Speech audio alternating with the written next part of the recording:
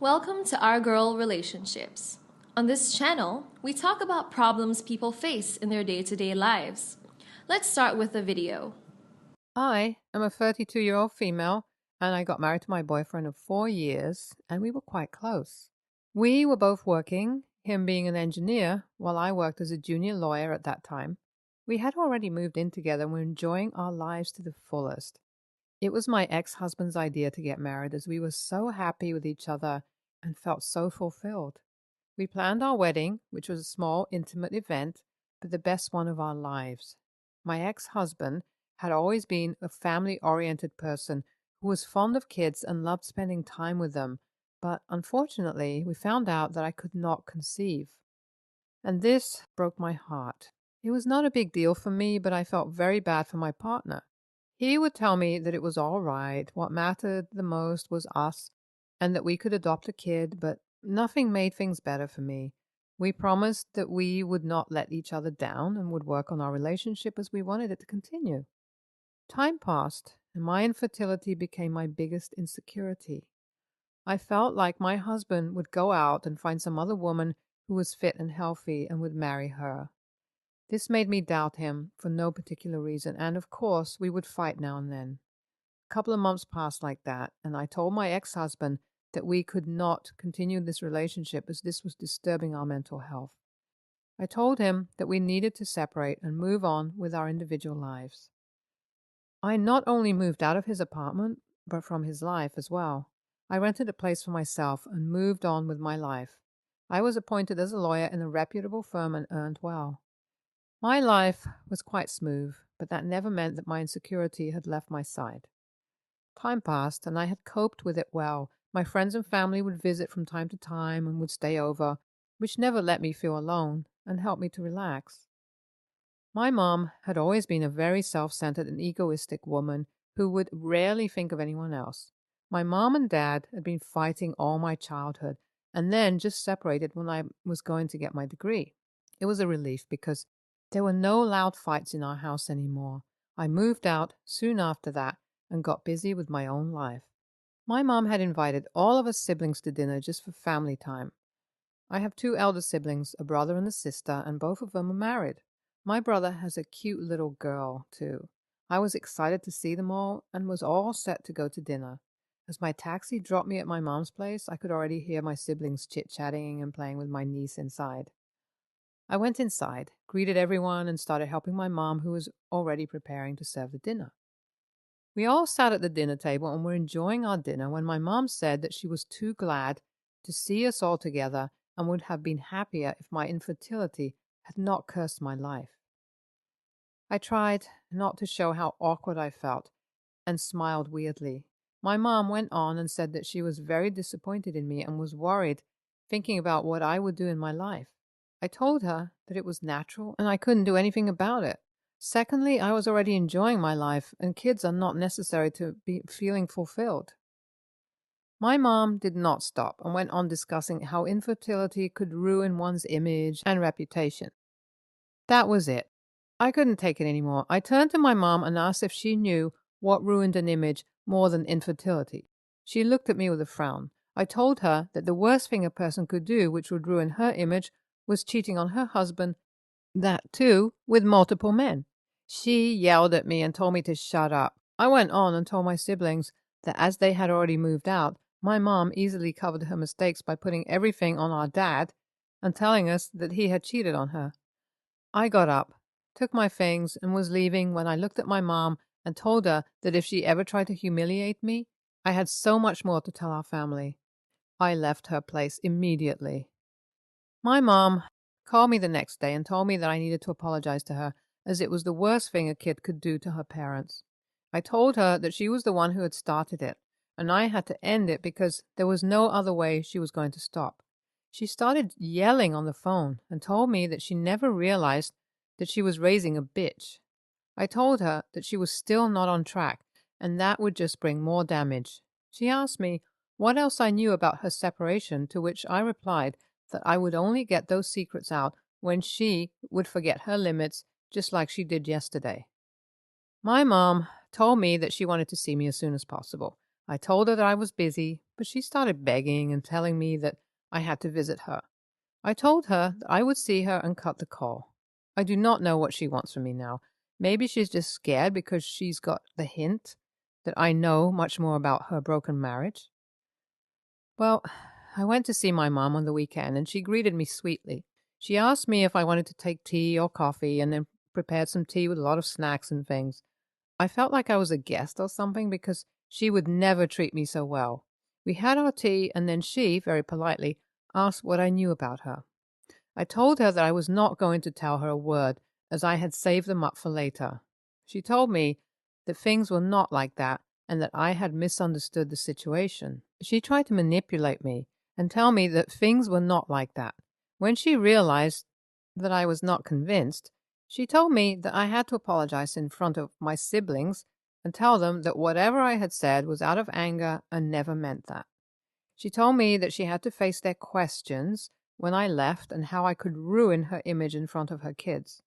I told her that it was never going to happen and she must be careful next time, and I left. A couple of weeks passed and my elder sister had invited us for dinner. I just wished it was not another episode of the drama. I went to my sister's place and, of course, all my family were present there. We chit-chatted for a while and then we all had our dinner. We were sitting in the lounge after having dinner when my sister announced that we had got together because I wanted to apologize to my mom as I had tried to ruin her image because she had highlighted my insecurity. I was looking at my sister and could not understand what was going on.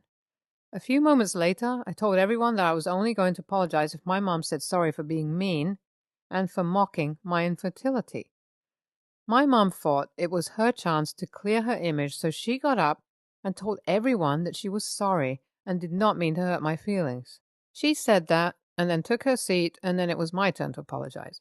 I got up, took my things, and told everyone that I was not sorry at all, because whatever I said was true as hell. I left the place because my mom had to answer so many of their questions. I had done clear damage to her image of being the perfect mom, which she had created by ruining my dad's image. My mom was so furious but could not do anything about it. I knew that she was not going to stay calm and would come up with a new scheme, and oh boy, was I wrong. My mom took the matter to Facebook and wrote a post saying how unthankful her youngest kid was who did not care for her mom's image when her mom had suffered a toxic marriage just to raise them well. She had also explained how she was being ill-treated all this time by her ex-husband and did not walk out of marriage because she could not deprive her kids of a family. She went on and said that when she found her husband cheating on her, she could not take it and had decided to divorce him. So when he learned about it, he tried to ruin her image by saying that she had been cheating on him with multiple affairs. I am so done with this lady, and I guess I need to teach her a lesson. I had invited my siblings and my mom to dinner and had told them that I needed to apologize because I had just realized my mistake. My mom called me and asked what I was up to, but I convinced her that everything was all right. My siblings had arrived and we enjoyed our dinner to the fullest. Afterward, I told everyone that I was sorry because I could not hide the fact that my mom was a total cheat. She had been in multiple extramarital affairs for years and had blindsided our dad. I also told them that she had been stealing our dad's money to send it to her broke sister. I went on and told my siblings that if they had doubts, they could ask our dad, and I was sure he had evidence. My mom started crying and told us that she was sorry and loathed her past, but we were not ready to listen. Everyone left my place after some time.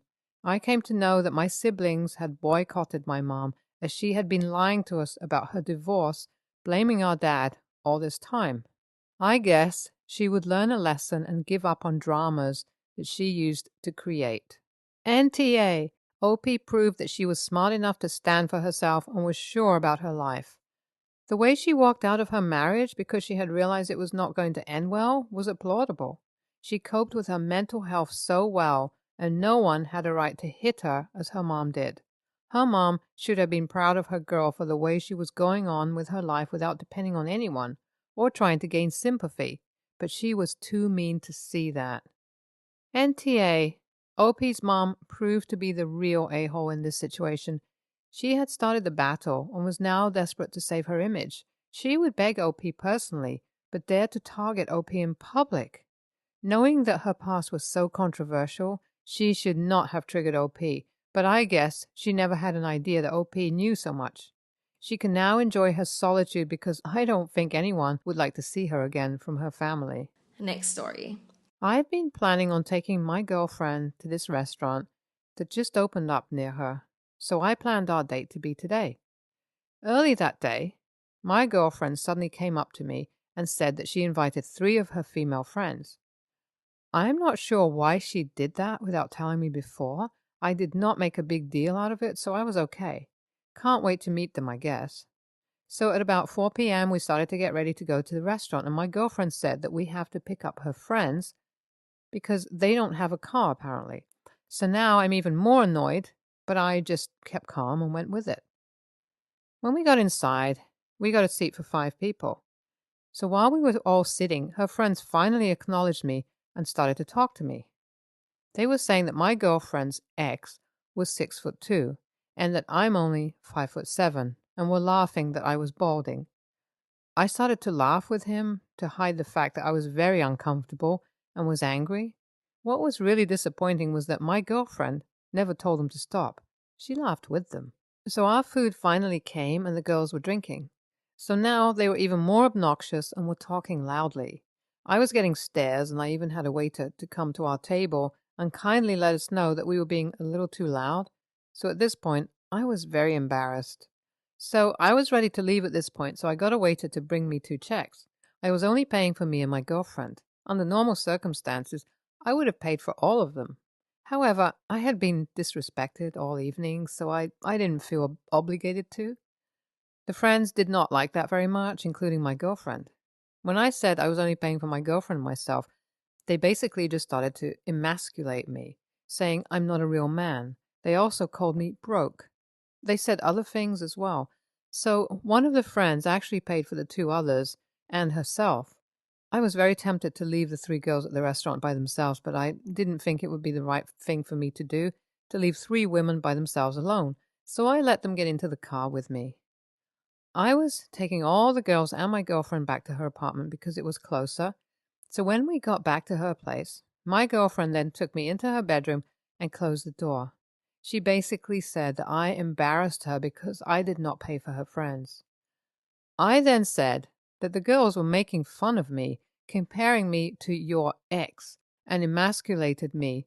She then said I was being sensitive and that I was acting like an a-hole.